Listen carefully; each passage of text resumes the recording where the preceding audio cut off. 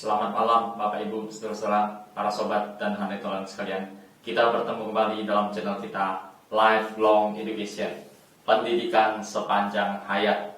Pada malam hari ini kita akan membahas tema yang menarik sekali, jin-jin berkeliaran. Nah, Bapak Ibu, saudara-saudaraku, para sobat dan hanetolan sekalian, ternyata dalam Alkitab terjemahan bahasa Indonesia ada muncul jin atau jin-jin dalam bentuk jamak. Dan itu khususnya di dalam terjemahan bahasa Indonesia di bagian Perjanjian Lama. Perjanjian Baru tidak muncul dengan kata jin atau jin-jin, tapi Perjanjian Lama ada muncul beberapa kali kata jin dan jin-jin. Nah, beberapa kali diantaranya adalah misalnya muncul di dalam Imamat, lalu muncul dalam 2 Tawarik, lalu juga muncul dalam Yesaya. Yesaya pasal 13 dan Yesaya pasal 34. Untuk malam hari ini secara khusus kita akan melihat di dalam Yesaya pasal 13 dan pasal 34. Untuk itu ada baiknya untuk memahami ayat ini kita lihat dulu. Saya akan bacakan ayat tersebut. Yesaya pasal 13 ayat 21. Tetapi akan berbaring di sana ialah binatang gurun, dan rumah-rumah mereka akan penuh dengan burung hantu. Burung-burung unta akan diam di sana, dan jin-jin akan melompat-lompat.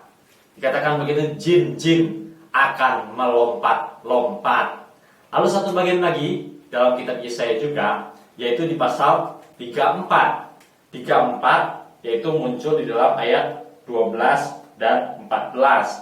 Saya bacakan 12 dan 14. Ayat 12. Yesaya pasal 34 ayat 12. Jin-jin akan diam di dalamnya, dan para pemukanya akan tidak ada lagi. Tidak ada lagi di sana yang dimaklumkan sebagai raja, dan semua pemimpinnya sudah lenyap.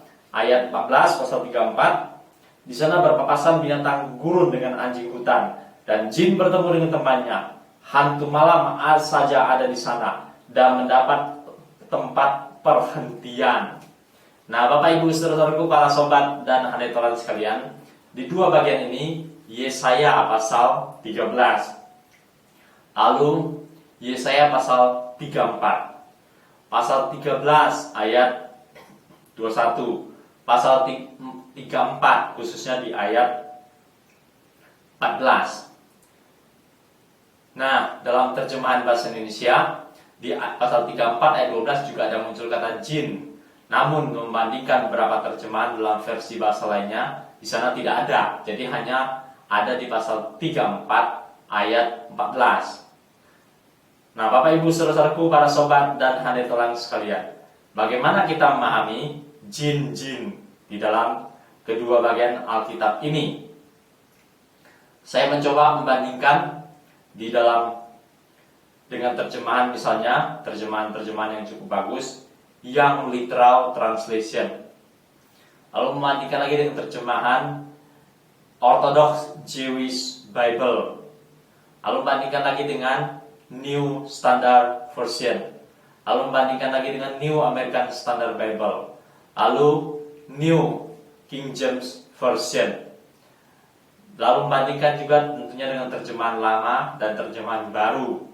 Nah, Bapak Ibu saudara-saudaraku, para sobat dan hanetolan sekalian, dari beberapa perbandingan itu adalah terutama pada kata jin atau jin-jin, di mana itu berasal dari naskah bahasa Ibrani, yaitu satu kata yang unik, yaitu Lilith.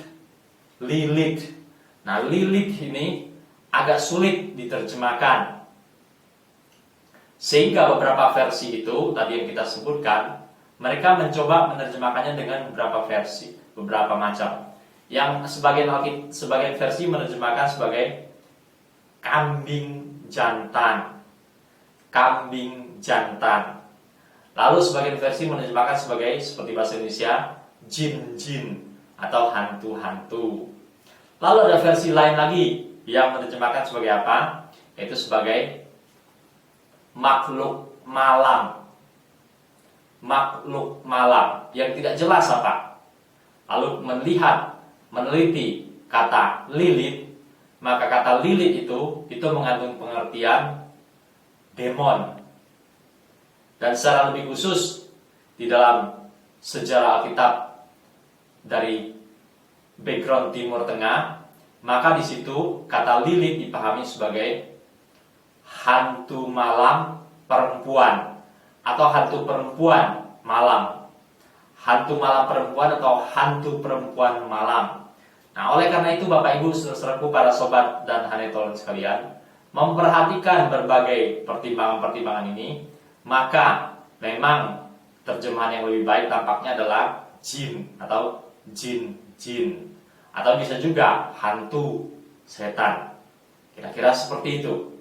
Nah, Bapak Ibu saudaraku, para sobat dan hanetolan sekalian, di dalam kedua konteks ini, pasal 13 dan pasal 34 dari kitab Yesaya, apa yang mau dibicarakan di sana adalah bahwa negeri itu menjadi sunyi sepi, tinggal reruntuhan, tidak ada orang yang tinggal di sana.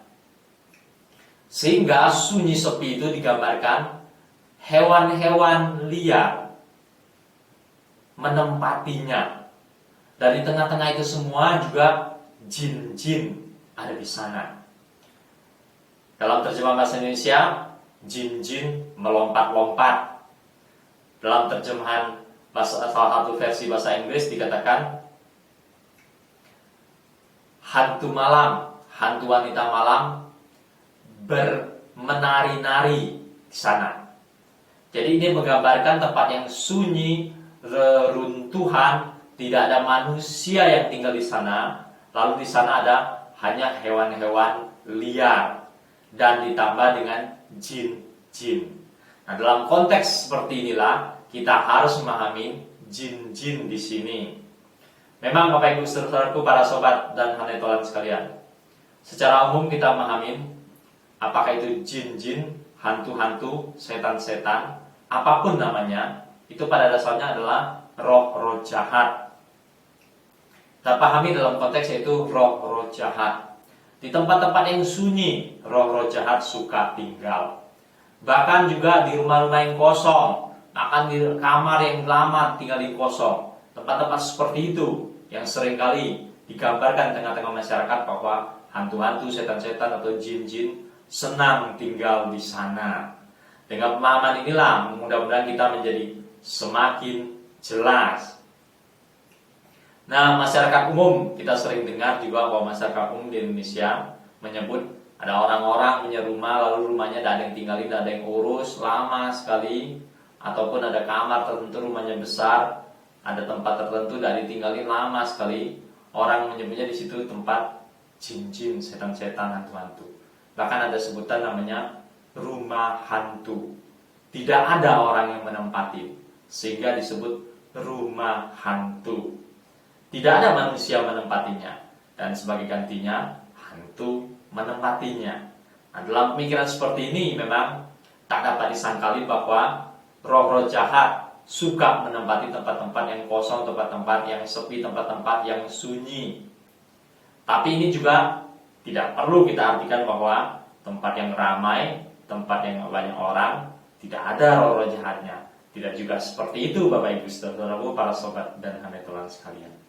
Tapi memang harus diakui pada kenyataannya, tempat yang kosong, kamar yang kosong, rumah yang kosong, tempat yang sunyi, tempat yang sepi, reruntuhan, lama tak ditempati oleh manusia, di situ tempat yang sunyi sepi, memang roh-roh jahat suka berkeliaran di sana, menempatinya, menari-nari, melompat-lompat, dan seterusnya.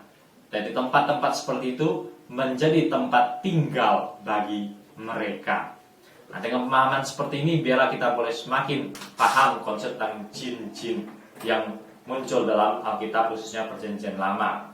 Itu harus kita pahami sebagai roh-roh jahat, apakah setan, hantu, atau apapun namanya. Ada banyak panggilan-panggilan serupa di tengah-tengah masyarakat Indonesia. Kundrowo, wiwi, tuyul, bakyul, dan seterusnya, dan seterusnya.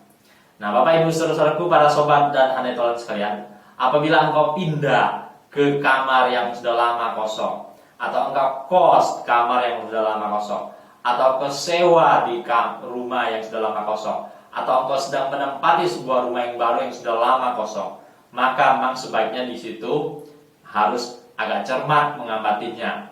Jangan sampai masih ada roh-roh jahat yang berdiam di sana. Biasanya kita usir, ya, pergi, jangan mengganggu kami. Ya, mudah-mudahan dia juga sadar dan dia akan pergi. Tapi memang secara otomatis ketika manusia menempati, roh-roh jahat juga akan pergi. Tapi seandainya tidak, ya mungkin kita harus usir, pergi, jangan mengganggu kami lagi. Bahkan ada tempat-tempat di mana rumah-rumah kamar di mana masih juga ada, perlu dilakukan doa pengusiran secara khusus. Dan biarlah dalam kondisi seperti itu, kamar itu bisa menjadi tenang untuk ditempati oleh manusia, rumah itu bisa menjadi tenang ditempati oleh manusia. Tidak ada lagi ditempati roh-roh jahat, tidak ada lagi gangguan-gangguan dari roh-roh jahat. Selamat malam Bapak Ibu saudaraku, para sobat dan hanetoler sekalian. Kiranya ini membuka wawasan kita, memperkaya hidup kita, semakin memahami firman Tuhan, semakin bergantung pada Tuhan, dan hidup secara wajar.